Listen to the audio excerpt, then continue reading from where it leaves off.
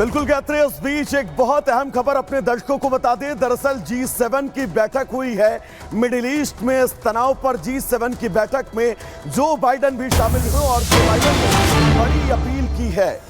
Middle east में लगातार हो रहे तनाव के बीच G7 की आपात बैठक बुलाई गई।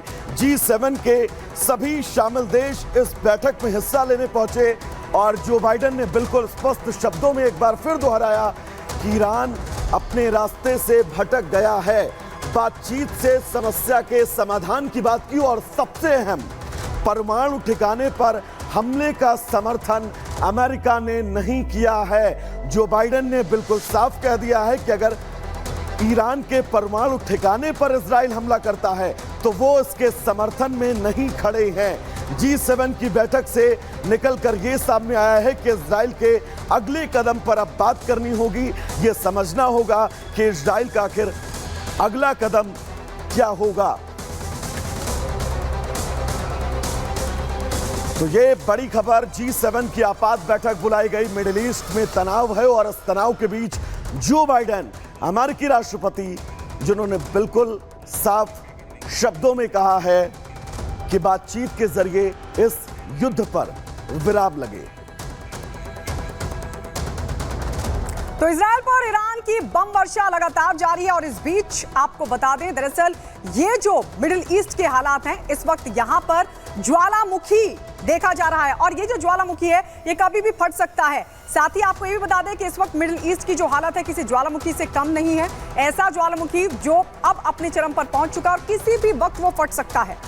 बिल्कुल गायत्री, मिडिल ईस्ट के ज्वालामुखी के फटने का सीधा मतलब यह है महाविनाश, क्योंकि उस विस्फोट के बाद महाशक्तियों का आपस में टकराव होगा और महाशक्तियों का टकराव का मतलब बिल्कुल साफ है, न्यूक्लियर युद्ध।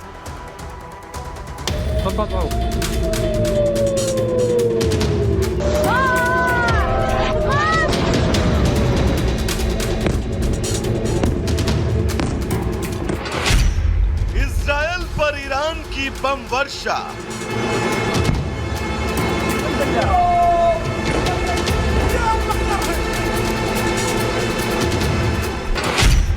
तेल अवीव से तेहरान और यूएन तक चर्चा।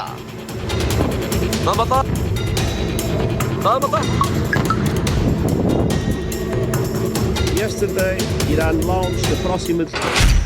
इजराइल को अमेरिका का साथ। The answer is no.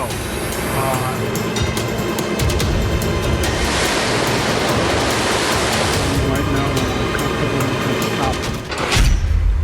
Netanyahu नहीं सुनेंगे किसी की बात।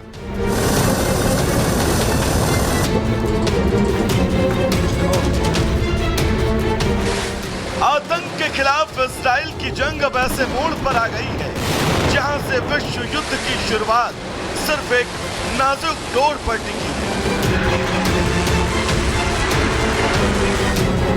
हालात इतने गंभीर हैं कि आनन फानन में यूएन को अपने यहां बैठक बुलानी पड़ी और इस बात पर जोर देना पड़ा कि अब मिडिल ईस्ट में जंग की आग को धधकने से रोकना ही होगा, वरना मिडिल ईस्ट इस आग की दुनिया में भस्म हो जाएगा। ईरान के मिसाइल अटैक ने तो जैसे इजराइल को वो मौका दे दिया जिसका वो इंतजार कर रहा था, वो मौका जहां वो अब सीधे ईरान के supreme leader Ayatollah Ali Khamenei को निशाने पर लेगा। इजराइल के सुरक्षा कैबिनेट ने ईरान के इस हमले का जवाब देने का मन बना लिया है। कैबिनेट ने तय किया है कि वो अमेरिका के साथ समन्वय बैठक के बाद अगली रणनीति पर फैसला करेगा। माना जा रहा है कि इजराइल ईरान में रणनीतिक स्थलों को अब निशाना बनाना चाहता है। यहूदी धर्म के नए साल रोश हशाना पर हुए इस हमले के बाद खुद इजराइल के पीएम बेंजामिन नेतन्याहू गुस्से में हैं। बुधवार को अपने देश को नए साल की बधाइयां देने के साथ ही उन्होंने एक खास संदेश भी दिया और अपने लोगों से कहा कि ये साल पूर्ण विजय का है। अब इजराइल की धमकी के बाद ईरान के सुप्रीम लीडर भी अपनी ताकत दिखाने की तैयारी कर रहे हैं ताकि कोई ये ना समझे कि वो इजरायली हमले से डर कर किसी बंकर में छिपे हैं। बताया जा रहा है कि ईरान के सुप्रीम लीडर खुद जुमे के दिन होने वाली नमाज की अगुवाई करेंगे। अब मिडिल ईस्ट में जंग धधकती आग पर रूस ने मिडिल ईस्ट की स्थिति को लेकर चिंता जताई।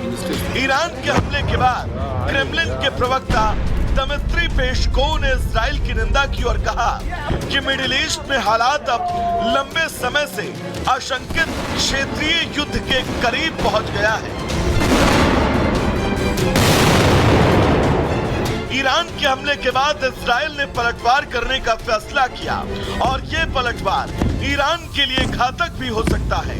खासकर नसरल्लाह की मौत के बाद ईरान के सुप्रीम लीडर खामेनेई इजराइल की ताकत समझ चुके हैं।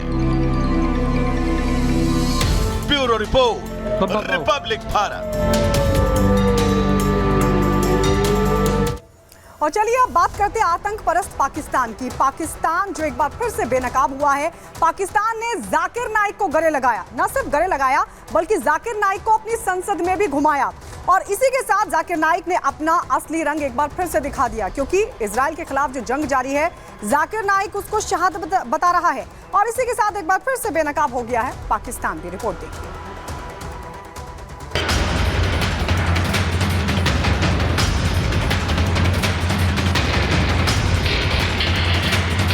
ये तस्वीर दिल्ली से 741 किलोमीटर दूर इस्लामाबाद की है।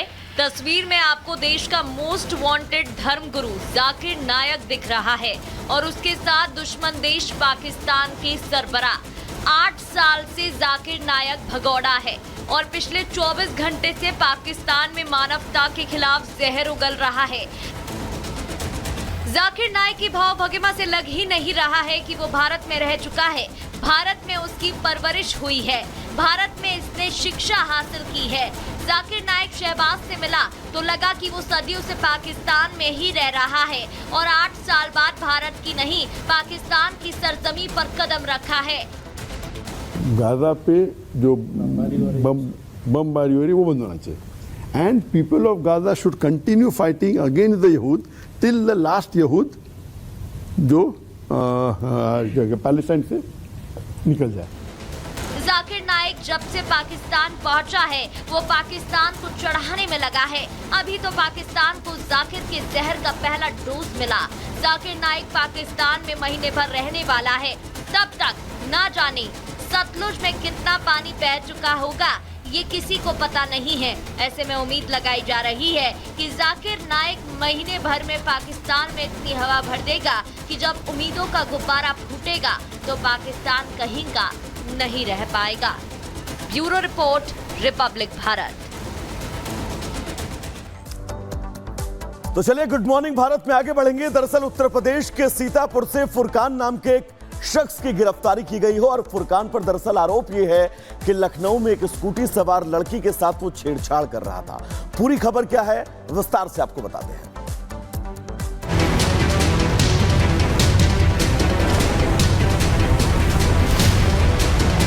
वीडियो लखनऊ का है, लड़की से छेड़खानी का है, सरेराह गंदे बर्ताव का है। आरोपी का नाम फुरकान है। इन तस्वीरों में फुरकान नाम का शख्स स्कूटी पर जा रही युवती के साथ घिनौनी हरकत करता है जो लाइव कैमरे में कैद हो गई। ये दरिंदा राह चलती युवती को छेड़कर फरार हो गया। ये घटना शहीद पथ की बताई जा रही है, जहां पहले तो इस मनचले ने 1 किलोमीटर तक युवती का पीछा किया, फिर सही मौका पाकर मासूम के साथ अपनी गंदी सोच को दिखा दिया। अब मामले का वीडियो सामने आया तो आरोपी की तलाश शुरू हुई। वीडियो में हेलमेट लगाए होने की वजह से इस युवक का चेहरा साफ नजर नहीं आ रहा है।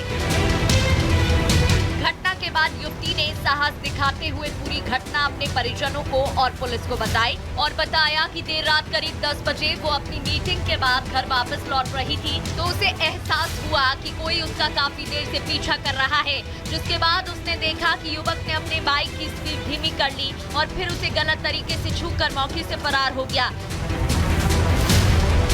शिकायत पर पुलिस ने एक्शन लिया और तस्वीर में दिख रही बाइक की नंबर प्लेट की मदद से शैतान की पहचान कर ली।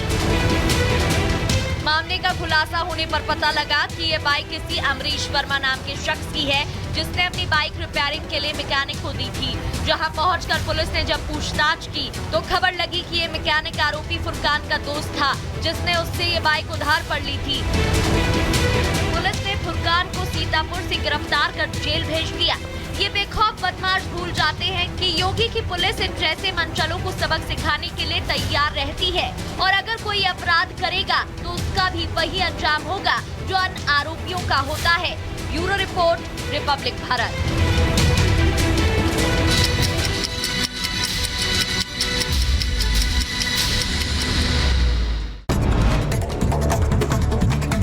गाजियाबाद में चेन स्नैचर से पुलिस की हुई मुठभेड़, भाग रहे बदमाश के पैर में लगी गोली, अस्पताल में